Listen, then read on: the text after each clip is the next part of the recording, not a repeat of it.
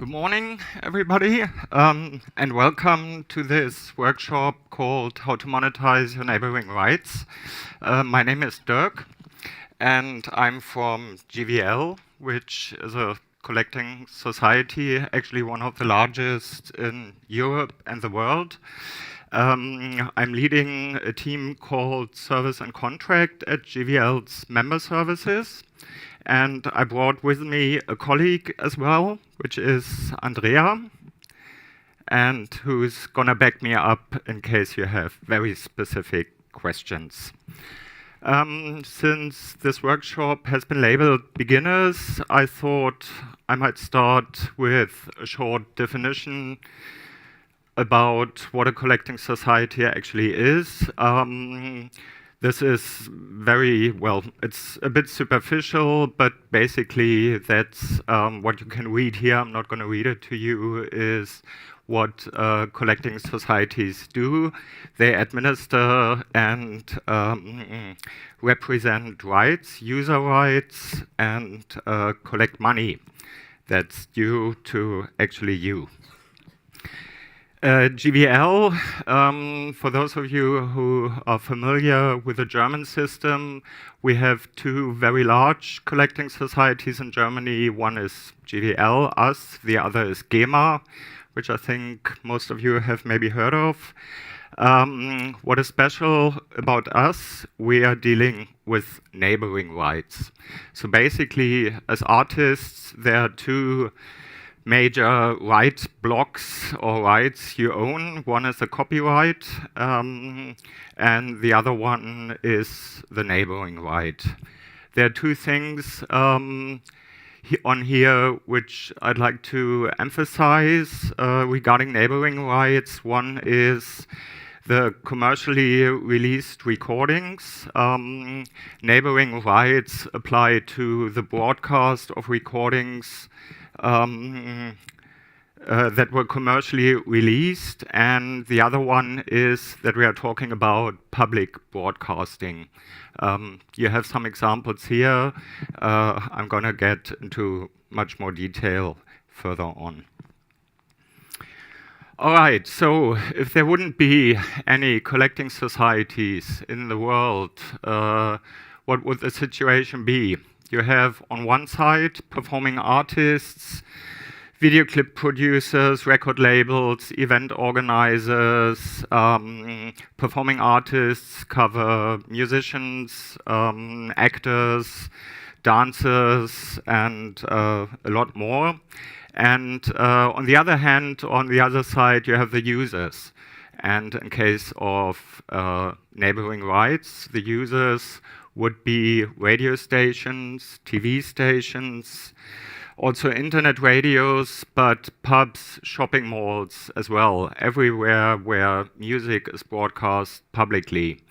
All these users exist and they use your works, and if there were no collecting societies, it would look like this. As a label or an artist, you would need to negotiate tariffs with each and every one of them. And that's something that's near impossible. And that's why there's something like a collecting society. So this, to start us off, now some information on GVL itself. I already said we're one of the largest collecting societies. We have been founded in 1959, so next year there's going to be our 60th anniversary. We're a trust company. That's very important, meaning we are a non-profit organization. So we do not aim to generate profit. We have income. We administer this income with the only goal to give it back to you, to the right holders. We have a, well, not too easily, not too easy structure. Just some information. Our main associates are the BVMEI. That's a German German association for, well, basically record labels.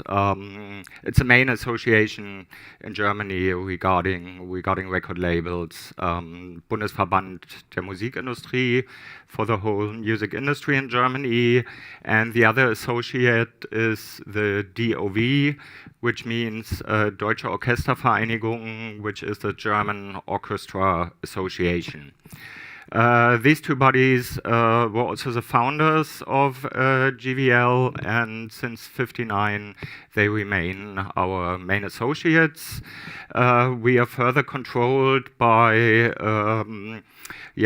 combination of rights holders and which are called delegates and associates from BVMI and DOV, which are elected every 4 years. And they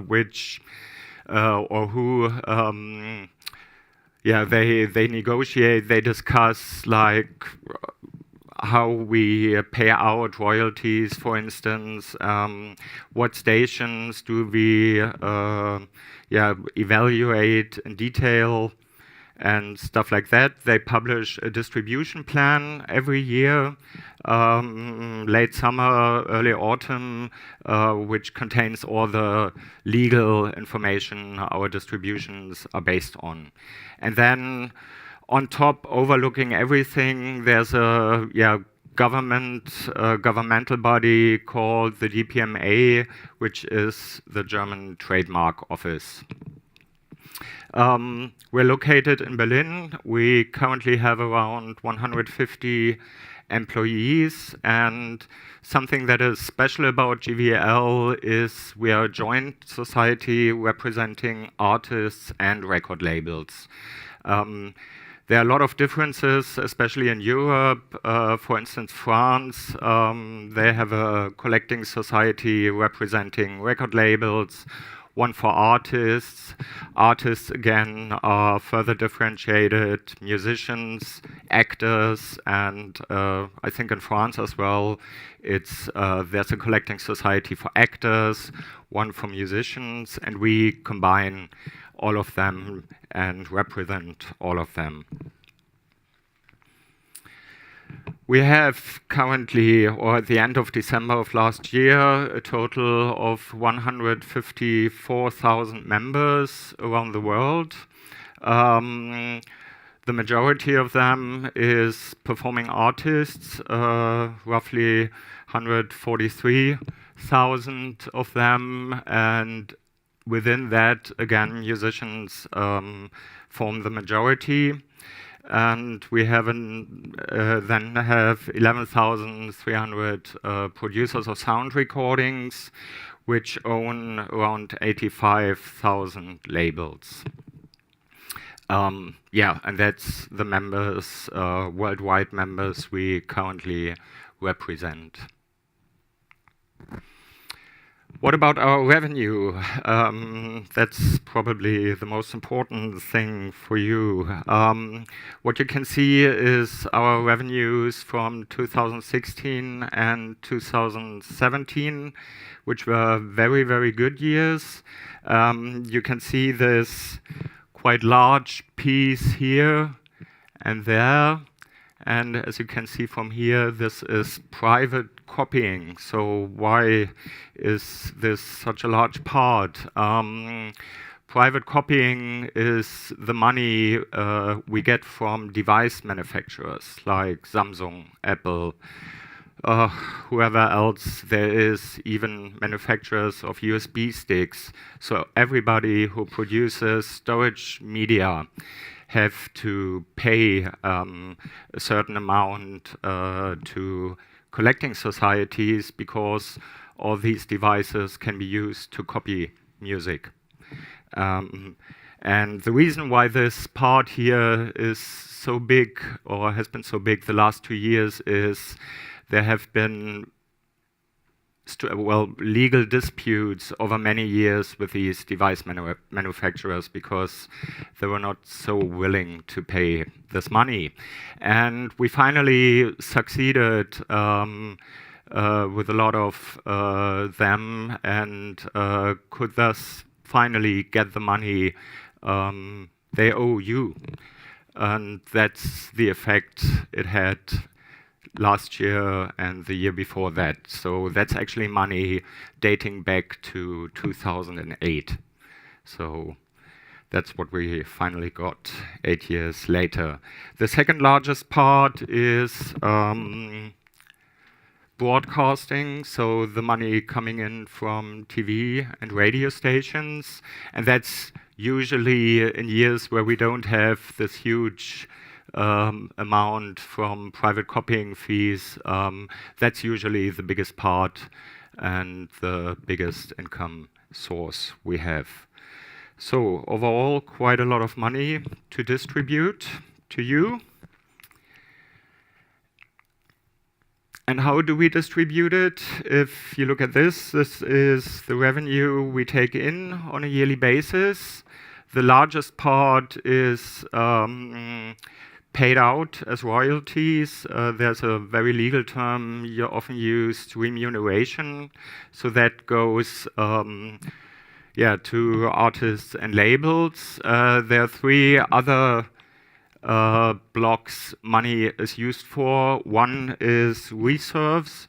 We have to keep or hold back reserves for money where we don't have the artist under contract, for instance, and or for budgets we receive where it hasn't yet been decided how we distribute it. Another part is we have actually a cultural obligation to provide social and cultural grants, and with a percentage of up to 5%. This money goes like to can go to music competitions. So we always try to use this money for, well, cultural, social happenings and stuff that we think should get that. There's another part which is important. We also grant individuals money.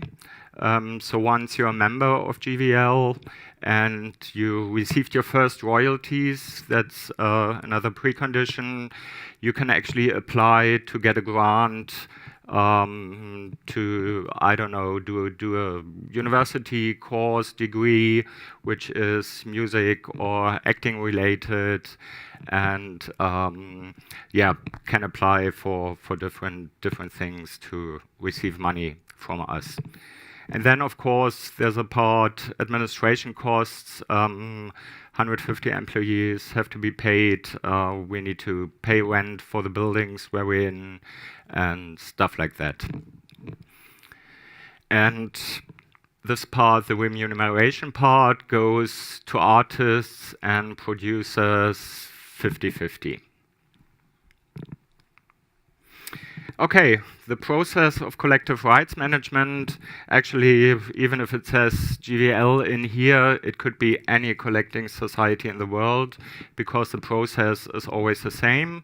On the one side, we have the right holders, the performing artists, producers, labels, whatever the collecting society represents. What we receive from our members is the authorization to manage the rights and to represent them, which then leads to giving out licenses to the users, to the TV stations, radio stations.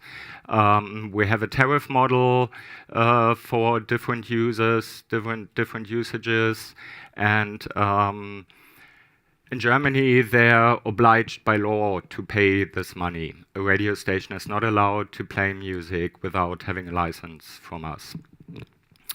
And so we collect fees. They pay us for using your music or TV stations, on TV stations, radio stations. And we then distribute this money.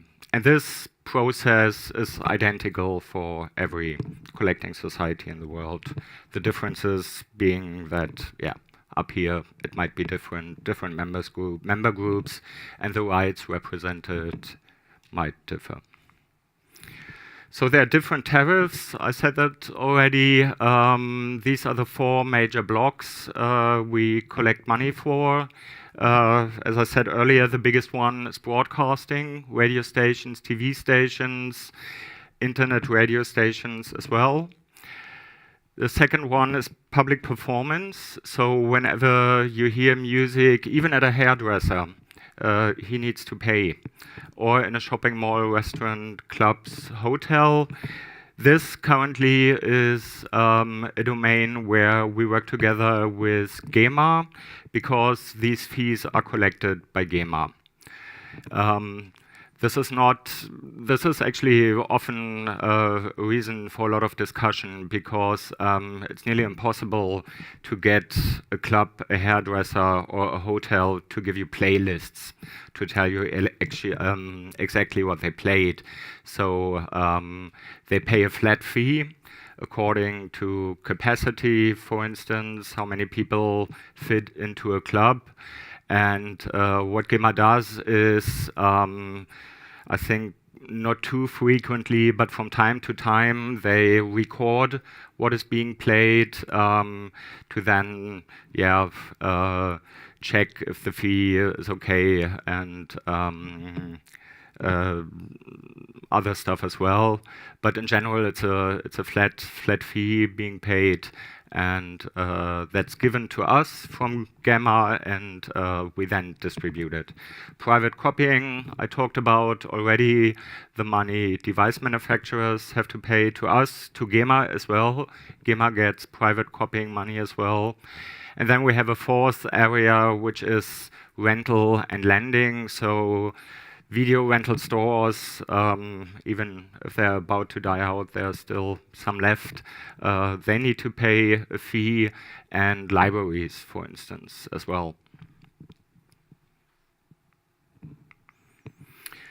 Okay, I mentioned GEMA before. For a lot of our members, this is very, very complicating, which admittedly it is. So what is GEMA in charge of? What is GVL in charge of? The construction we have in Germany is actually also sort of universal. We have it in the UK. I don't know anybody from the UK here.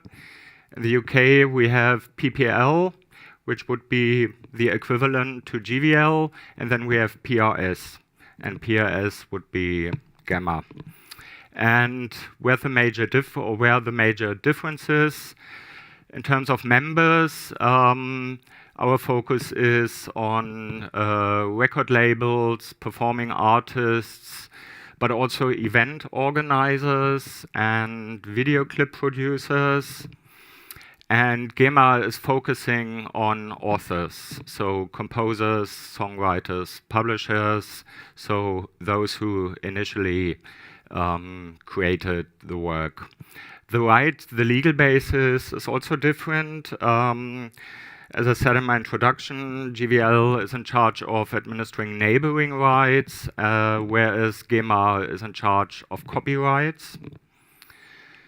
The legal form is also different. GEMA is a registered association, which means if you want to become a member, you have to pay an entrance fee, and you also have to pay a yearly fee to stay a member at GEMA.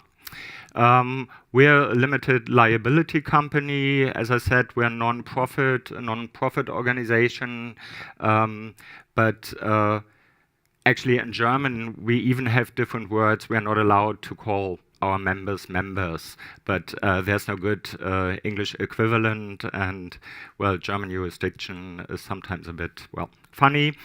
Nevertheless, our members aren't actually members because they don't have a member fee or anything. But that's a very important difference. The rights representation, I'm going to talk about that in a minute as well.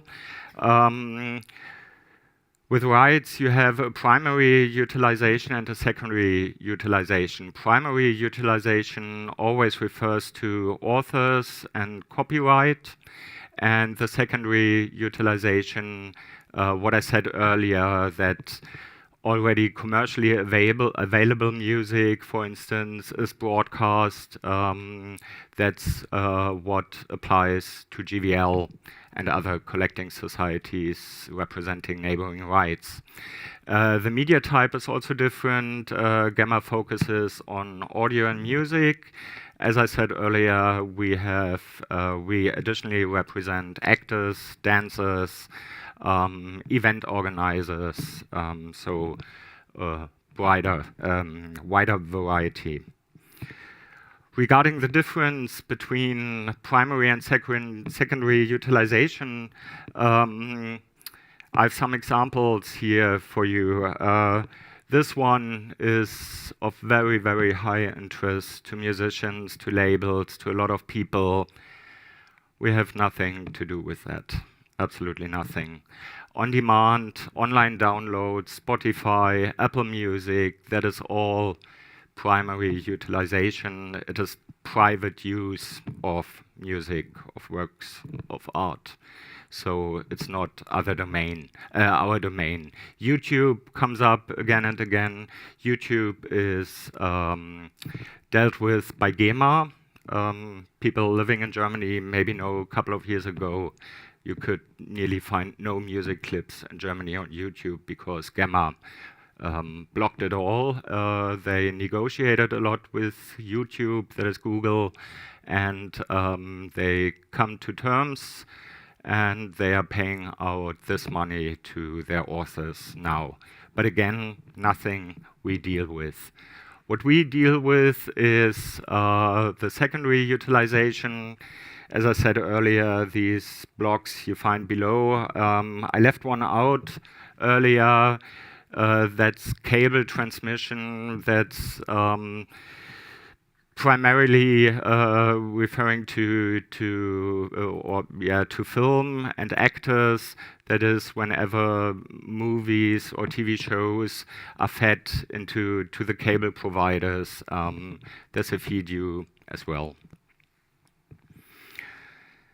So, as I said, very, very important, this differentiation. For instance, just because you recorded something and published it, it's not our business. It becomes our business once it's played, it's broadcast publicly, but GEMA is paying for just the release of the works you created. And same is with live concerts. If you have a live show on TV, no money from us. That's all GEMA, or actually individual contracts. You're paid by the TV station as well when you have concerts. I mean, whoever I don't know went on stage or did a show in Germany, maybe heard of the GEMA list. That has to be completed by the band that goes live, because that's GEMA that pays out money for that. Any questions so far? You're really free to interrupt me whenever you want. No? Okay, all smashed. All right, we are, yeah? I really don't get everything, I have to admit. Mm-hmm. So I'm a music producer and composer. Mm-hmm. So for me, it would be better to go to GEMA than to GVL? No, if you're an artistic producer, so not just an audio engineer, you're also eligible to get money from us. We are one of the... Music producer, Mhm. Nicht Musikproduzent. Aber auf Englisch heißt Music Producer halt, dass ich selber Musik produziere und komponiere. Also fürs Komponieren, is it okay if we do this in German? Just a second. Or actually we can do it afterwards maybe, because everybody else will maybe be bored. Okay, yeah, no, it is complicated, honestly. I know. All right, we are based in Germany. We are a German collecting society. However, we have partners all over the world. Collecting societies work closely together because, well, very popular German music. It's also played in Sweden. It's played in UK, etc. And this is a list of the partnerships we have for artists, and this one, it's a bit shorter, we have for labels. What we have is we have reciprocal agreements with these collecting societies. There are much more, but these are basically the major ones. And these agreements mean that the collecting society abroad can come to GVL, can give us the productions of their artists and labels and say, please give us the money you received for them being broadcast in Germany. It also works the other way around. You can tell us, GVL, please also collect my royalties for my neighboring rights in other countries, because if you don't do it, you might need to close an agreement with each of them. I think for most of you, it's okay for UK, Ireland, and United States. In the east of Europe, language barriers might already come into place, so it might get a bit complicated. And also, I come to that later, but of course you have to do something to get your money. You have to tell the collecting society what you did, what you published, etc. And you would have to report that to each society you have an agreement for or with. So basically, it's way easier to tell one collecting society, maybe the one in your home country, to also collect your royalties from other countries. They all offer this possibility. Yeah, and that's a list for labels. So for performing artists, because I think most of you are what I read from the attendee list, what's the process at GVL to become a member? Well, first you need to sign an agreement with us to allow us to represent you and to administer your neighboring rights. What you then do once this is complete and countersigned is you have to register your contributions. You have to tell us, yeah, I was a lead singer in that song, or I produced this record. GVL, please collect the neighboring rights for me. Yep. Sorry, could you maybe show later where on the website? Yeah, I will. Yep. This is kind of messy. Yeah. I didn't find. Okay. Yep. I can. Yep. What we then do, we verify these registrations. So it might be that a GVL employee gets back to you and asks you for evidence that you really were the bass player or the lead singer in that production. Evidence could be a CD booklet, a contract copy, whatever. And what we then do, we get the broadcast lists of our users, our licensees, so radio, TV stations, and we match them with the productions that you said you contributed to. And whenever there's a match, there are minutes, and I'll explain the system behind that in a second, and then you get money for the use of your music. It's a bit complicated for artists and not too easy to understand for everybody. You might actually forget it everything in 10 minutes again, but you can always call us and ask again. There are different categories that we assign different amount of points to. So maybe if you had dealings with collecting societies abroad, most of them have a very simple differentiation: featured artist, non-featured artist. In Germany, we always like it a bit more complicated. So we give different points to different categories. The main category is category A, where you get 4 points as a singer, for instance, lead singer, a soloist, instrumentalist, and others listed here. There's a category B, for example, artistic producer, that gets 3 points. A category C for background singers, studio musicians. They're all eligible for royalties from us. And what you can do as an artist, you can register 2 contributions for each production. So if there was a song and you were the lead singer, but also the artistic producer, you could register twice on this one recording. To make things more complicated, we also have cultural factors. As I said earlier, we have we are obliged to a cultural commitment as well, and this is reflected in these cultural factors. Cultural factor A is basically classic and jazz music. It's, well, as you know, serious music that's not played that often, that is, has been needs to be promoted, to be kept alive. So the stations, these are only examples. Classic radio, as the name says, culture, German culture radio station. These have the highest weight when calculating royalties. Then we have a cultural factor B. These are all only factors regarding radio broadcasts, but most of the royalties come from radio broadcasts. So I thought that's a good example. We have a cultural factor B, where we have the stations listed here. They are best described as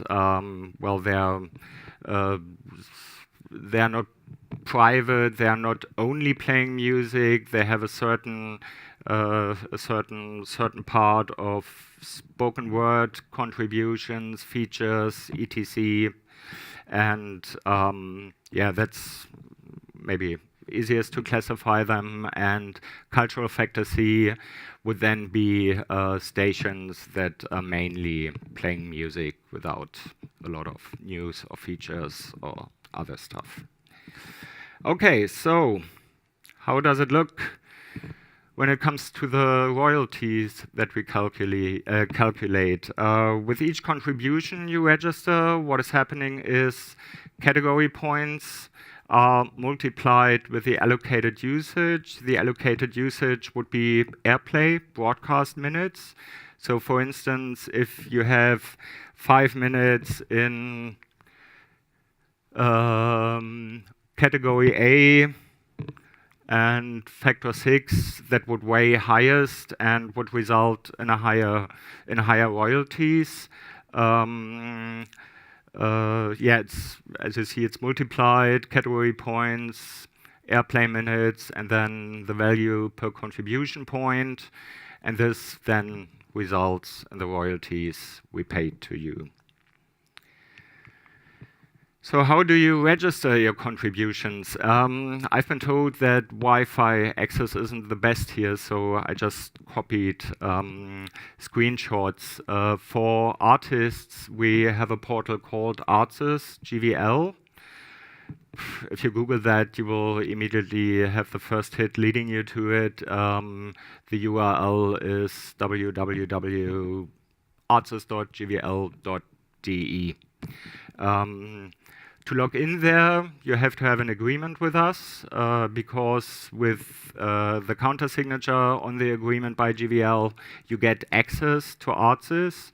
And what you then do is you look for your contributions. From all the airplay lists we get, we create products, we call it.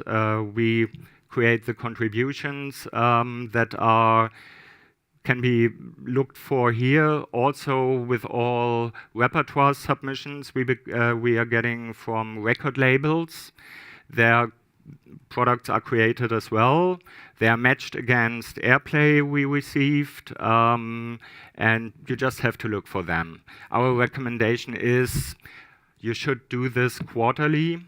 Go to ArtSirs, have a look. Are there productions available that haven't been before, etc. And you should always make sure to register whatever you did. Yes? How does that work with places where you don't necessarily have an actual contribution list? So, for example, you were talking about hairdressers, nightclubs. How does it work? Yeah, it doesn't work that way. That money is actually spread evenly over all members we have, because we can't, we don't have the single airplays. And since they also only pay a flat fee, it's not possible to really break that down to that level. It's not actually only clubs, shopping malls, etc. There are a lot of small radio stations where it would be just, well, either they are not able to prepare airplay lists frequently to us. I mean, we're talking about 1-2 person businesses. Internet radio stations as well. They pay a flat fee. They don't need to give us detailed airplay lists. And this is money that is distributed as well, but it's spread out evenly, not on a production basis. So it benefits you to be registered even if you've only got a couple of tracks. Yep. Yep. Okay, so what do you do in ArtSirs? You look for your production. What you can see here is you can, refine your search. I use 21 Pilots, which I would look for as main performer, but you can actually put in anything you want. The search logic behind it across our database is very close to what you know from Google. And once you found the productions, you get long list. As you can see here, we have 3,135 contributions or productions for 21 Pilots, and Stressed Out, one of their number one hit singles, or number one, but well, one of their hits is listed here. There could be different versions, radios play remixes, etc., live versions, whatever. They would all be listed here. We also have a money indicator. Once this euro symbol is blue, it means there is actually airplay already matched to this track. So that's what you should always look for first. And if we haven't yet matched airplay, this would be gray. I emphasized yet. The way it works is we always start matching airplay the year after something was broadcast. So last year we started distributing money for usage in 2016, first to record producers and then later to artists. And yeah, it's always 1 year behind. So it's really necessary to look in here frequently. Towards the end, I'm going to say about how often we pay out money as well. And what you can also do is, if you have like these 3,000 something productions as a result. You can further refine your search. For instance, are they relevant to a certain distribution? We are currently working on the final distribution for the year 2013. So you could click this checkbox here, distribution relevance 2013, etc. You see quite a number of ways to make your search and life easier. Questions? No. Okay. All right. So this, as the main part, was for artists. I would like to give you a very short introduction. It's not that much different to how we pay out royalties to producers of sound recordings, to record labels. I mean, there's a very, very strong tendency in the industry that artists, musicians create or found their own label as well, which is good for you because you can be a member twice. You can be a member as a record producer and as an artist at GVL. The process in general is identical to that of becoming a member as an artist. You, first of all, of course, have to release something as a record company. You sign an administration agreement, and what you would then do once you released something, you would promote radio stations, TV stations with your recordings. And we then have a portal, an internet portal for labels as well. It's called Label GVL. And there you can submit your repertoire so that we know what you release to the market. And we then check this or match this against the airplay and broadcast lists we're receiving from the stations, and then pay out royalties. So if you're a musician and you have your own label, you could actually get money twice from us from two different sides. The way the values are calculated for labels is way easier. There's a total distribution budget, and this is just divided by the total minutes of airplay we received from the stations, and this results in one value per broadcast minute that we pay out. There are two minor additions. For instance, usage of recordings on TV is weighted higher than on radio, because usually they don't play full songs. They only have like a 30-second teaser or whatever, which they use as background music for whatever they are showing on TV.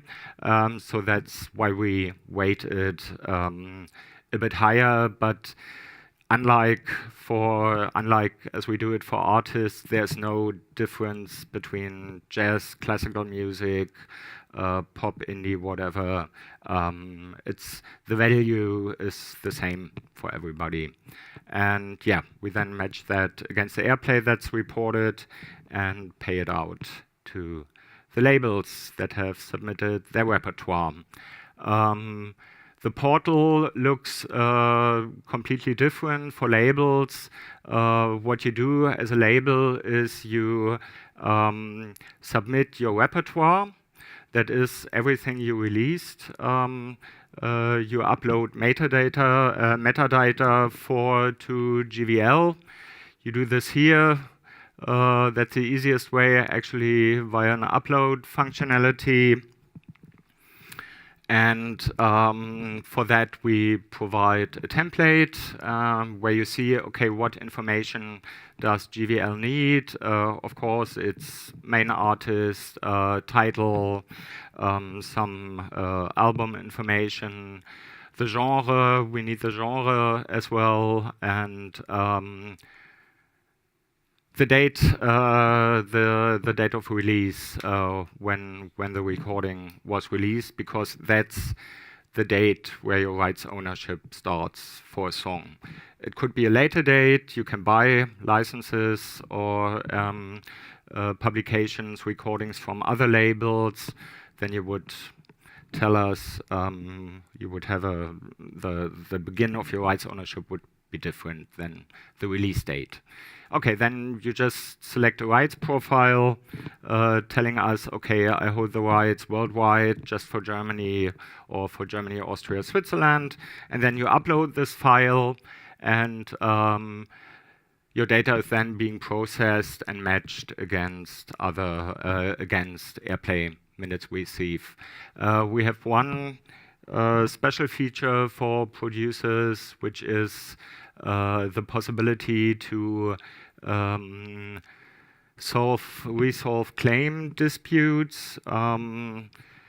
It happens actually quite a lot that the rights ownership situation isn't too clear and too well documented between labels. So it happens that one label submits a repertoire for which the rights are actually owned by another label. And if that happens, we detect a conflict, and we're not gonna pay out any royalties unless the conflict is resolved between the two parties. I told you about the Excel upload. If you're a very large label, the majors, for instance, use it that way. You can submit repertoire via an interface, which is called DDEX MLC. And that's also used internationally by many collecting societies. Or what you can also do in label GVL, you can just report single tracks without having to fill out an Excel sheet. And that's a short look at how conflicts look in label GVL. And here you have the possibility to remove your claim or contact the other party and tell them, hey, I have the rights for that recording, and please withdraw your claim. Okay, so just short summary, how do you become a member at GVL? We have an online agreement form. If you go to www.gvl.de, you can just select I'm an artist, I'm a producer, and then you already have a button to the online agreement form. So it's actually quite easy. Just fill in this form. The data arrives at our side. You get a PDF. We need your signature under this agreement. And we also need some evidence. It's quite simple for artists. We just need a copy of a passport or identity card to check, okay, is the address correct? Is the signature the same on the contract? And that's it. It gets countersigned at GVL, sent back to you together with your access to ArtSirs. And then you can start registering your contributions, or you can, as a label, submit your repertoire. The evidence we need for record producers is a bit more. We really need proof that you are commercially producing recordings, selling them, and yeah, that there really is even a small business behind it. With labels, there's another speciality which you might have heard of, the label code. The label code is a 5-digit identifier for each label in Germany. It was invented by GVL in the 60s. And if you want to be played on German radio, you need a label code.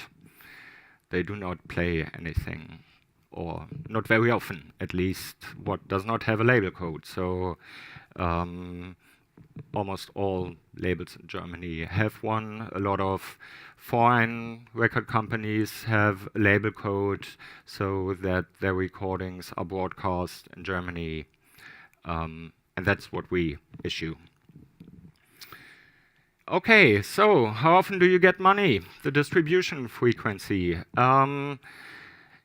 First of all, there's a 3-year distribution cycle for both artists and producers, which means last year we started to pay out royalties for 2016, which we will do until 2019. Which also means if you register now, you're still eligible for royalties generated in 2016. And that's the same on producer and on artist side. After 3 years or the year following these 3 years, we always have a final distribution. Currently, or this year, we're going to have the final distribution for 2013. So after this distribution, we will no longer pay out money for usage in 2013 because we did so actually the last 4 years. And that's the same on the label side.